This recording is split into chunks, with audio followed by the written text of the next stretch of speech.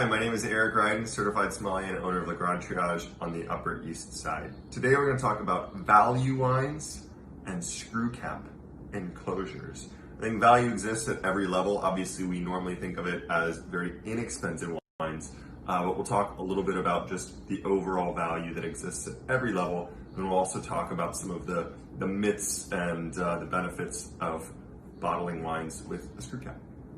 First off, with a screw cap, one of the sweetest things is that noise. Oh, so good, right? So you get that nice crackle and pop with the screw cap.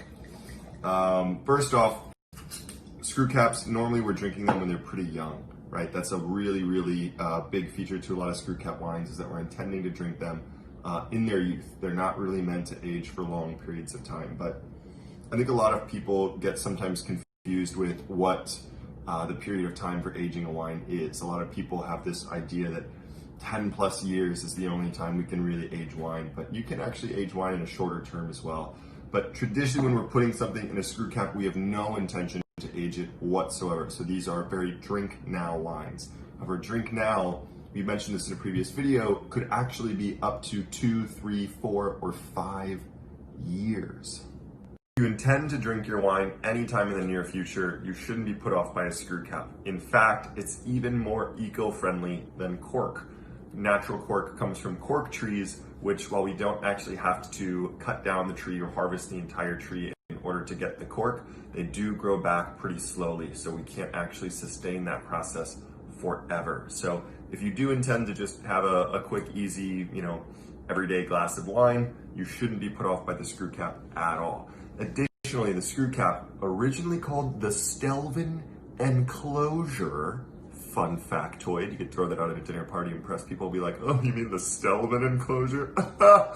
Anyway, the screw cap originally had some issues. I think scientifically it wasn't able to emulate the intake and output of oxygen of natural cork. However, we've been able to actually create screw caps that can mimic that micro oxygenation perfectly. So if we actually wanted to, you could mimic this kind of long-term aging in a wine that has a cork with a Stelvin enclosure. Another reason that we might have a lower price tag on our screw caps or Stelvin enclosures is because it's actually cheaper to use these enclosures than it is to use natural cork. Natural cork is a little bit more expensive. Not only that, not all corks are created equal. Some corks are rather inexpensive, some are very expensive. And the same is true about our screw caps. Not all screw caps are created equal. Just because we have the technological ability to make very expensive screw caps doesn't mean that every single screw cap is a really expensive one that can imitate natural cork. Also, for real cork, we also stand the possibility of having a corked bottle. Essentially, certain bacteria is going to be caught underneath the actual cork, be exposed to your wine, and actually cause it to go bad. You don't have that risk when you have a screw cap. There are some other risks that you can have where you can have a wine bottle go bad with a screw cap, but it's far less, really small likelihood of that happening. So let's see what we're working with here. We got balanced Cabernet Sauvignon from South Africa. Smells really good, almost like roasted plums, stewed plums. Blackberry, very in this dark fruit kind of realm. A little bit of black pepper, maybe fig too. Oof, really rich style of wine that I think would go fantastically with barbecue, or as they'd say in South Africa, a braai. A braai is a South African barbecue that's like if you imagine a bomb went off, but that bomb was made of meat, and there's just meat everywhere. That's a South African barbecue braai. Big fans of this wine, mostly because of the price point. Super great value at just a little over 10 bucks. I think this is maybe one of my favorite wines in this kind of price range. But obviously value, when we think of it, it's very low dollar. But I like to think of value as simply what would you pay for a wine, right? Your enjoyment level.